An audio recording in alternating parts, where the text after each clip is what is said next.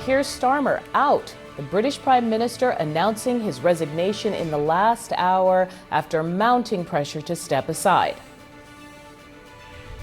The question my party is asking now is whether I am best placed to lead us into the next general election.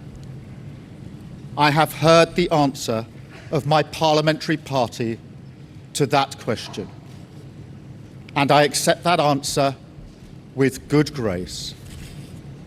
Every decision I've taken has been about putting the country I love first.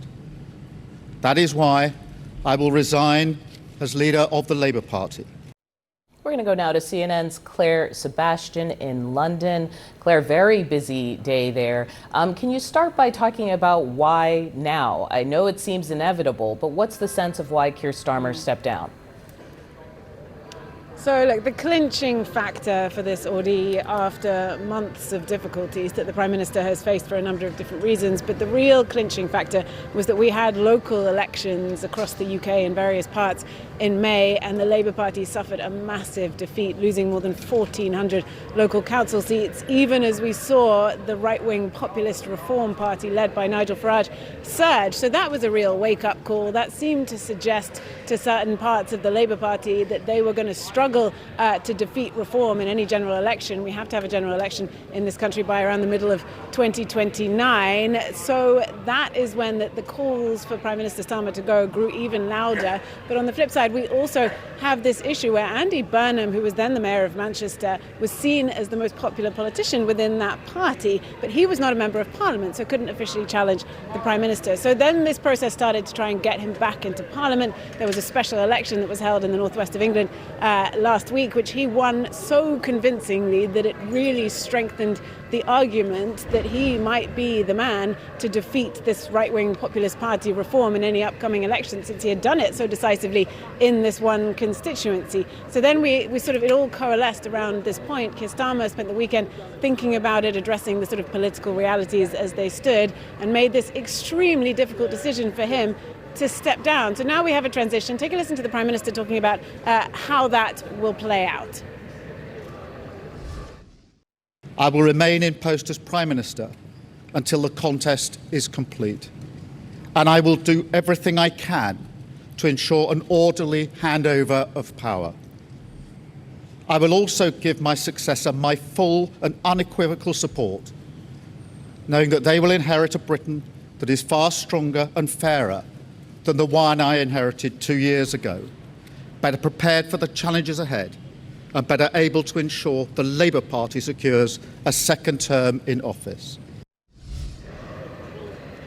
So the question now is, will there be a contest? Will anyone else stand against Andy Burnham? If they do, it could take a bit longer. If they don't, this could all be over in a couple of weeks. Odie. Right, and Burnham, this will be basically third time's the charm because he has tried to be a Labour leader before. Trump ally Nigel Farage actually speaking out after the news of this resignation. Do they feel like this is an opportunity for the Reform Party? Look, they suffered a really big defeat in this special election last week. So Farage has come out swinging today, calling in a post on X for a general election and making the point in an essay that Andy Burnham doesn't, having not been officially elected in a general election, have a mandate to lead, and pointing back to those local elections at the beginning of May where Reform did so well. I think, look, it is a moment for Reform to try to assert themselves. There are questions about whether they've peaked after Burnham's defeat of the Reform candidate in that special election. But as of now, in opinion polls based on voter intentions for right now, they are leading in the country. So they are going to be doing everything they can to keep up the momentum. And of course, the chance now for Labour under a new leader is to try to stabilise their grip on power so they can see off Reform in a general election when it happens. Let's discuss further now with CNN European Affairs commentator Dominic Thomas. He's back with me again. Dominic, we talked just a few minutes ago. We knew that the stage was set. We knew that this was a likely outcome. So this is certainly not surprising. But now that it's official, I'm wondering if I can get your immediate reaction and remind us what happens next. Yeah, well, they seem to have agreed that a transition period is necessary rather than an immediate race and replacement of the Prime Minister. I think that's probably a wise decision. There's been enough turbulence, as Claire Sebastian just pointed out, in UK politics over the last few years and so on. And so we'll have to wait and see whether there's going to be a leadership contest with other candidates. If there are, it would be a mere process formality, because it's clear that Andy Burnham will be the next prime minister. Having said that, the bigger context is that this will yet again be a candidate selected by a party in power and not elected by the general population. And I think there's a deep realization that UK politics, actually, even since Keir Starmer was elected, has changed dramatically. And we saw that in the voting in the local elections, that the Reform Party has a much greater footprint in UK politics today than it did just a few years ago, and so does the Green Party. And I think that ultimately, the general election coming down the road to give legitimacy to Andy Burnham will be interesting and will return a radically new configuration in Parliament that could, ironically, satisfy the British public moving forward. So I think there is some positive that can come out of this turbulence and transition. And keeping that in mind too, Dominic, and you were we were talking about it just a little while ago, which is now 10 years after the historic Brexit vote. And you did so well at really covering what is the growing dissatisfaction among so many people in the UK, 6th prime minister in just the last decade alone. I mean, just if you could expand on what was this insurmountable pressure that the prime minister was under.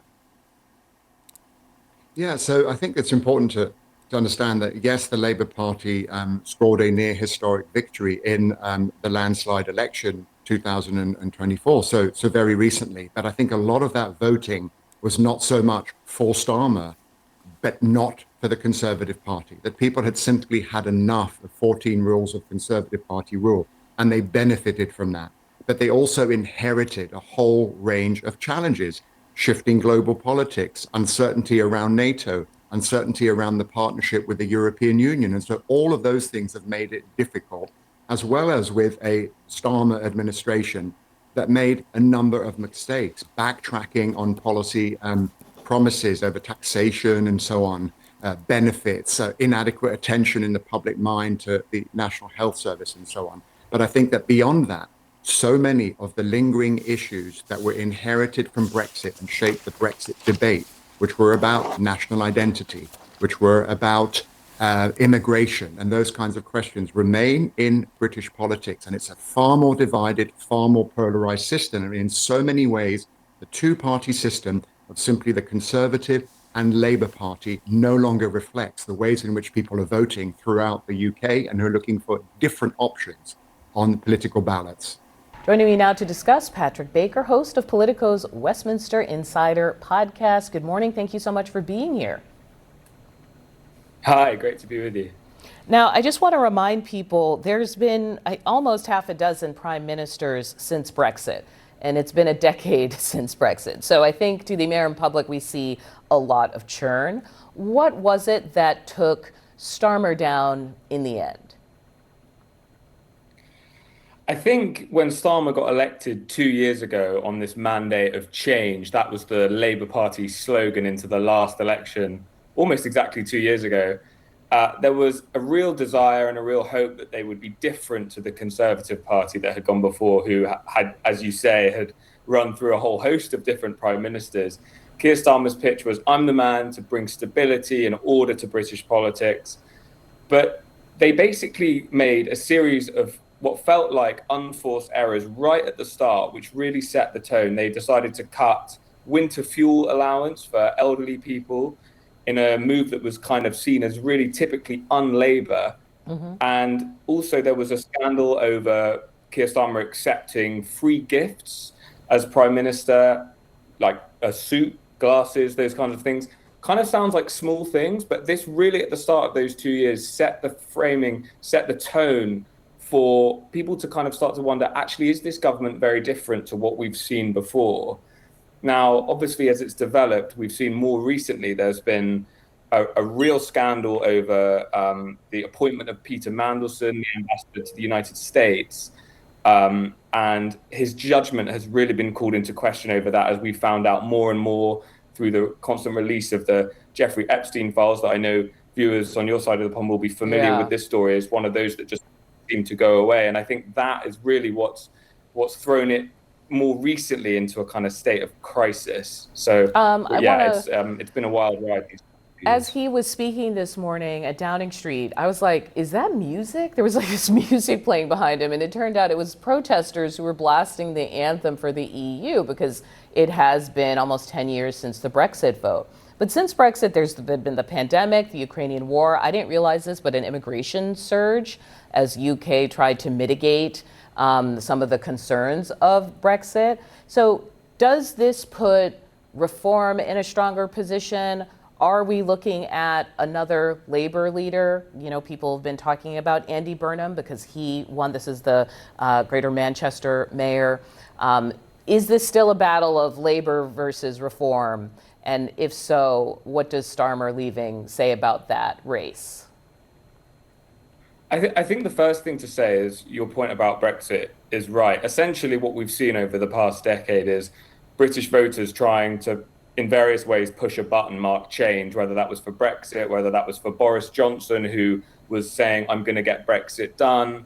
Then the Tories had a whole host of different scandals. So then they wanted change again with Keir Starmer, and they feel like they haven't got it. So now, 2 years in, Andy Burnham is presenting himself as the Labour person who can deliver that longed for change.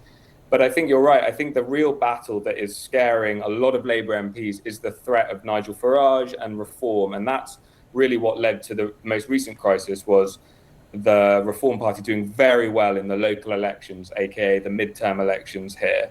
And so I think unless Andy Burnham can, who looks like he's going to take over as Prime Minister, the very popular Mayor of Manchester here, unless he can really deliver quickly in the next 2 to 3 years, there will be people again looking at Reform going, well, we've tried everything now. We haven't got the change we wanted. We voted Brexit. That didn't work. We voted for a whole host of different prime ministers. Nothing is working. And so Reform's pitch is very much, we are the insurgent populist party that can actually smash up the status quo, smash up the establishment, and finally deliver change. But it's kind of a bit of a Houdini act, really, because obviously Nigel Farage was one of the main architects of Brexit in the first place, and many feel that Brexit hasn't been a success.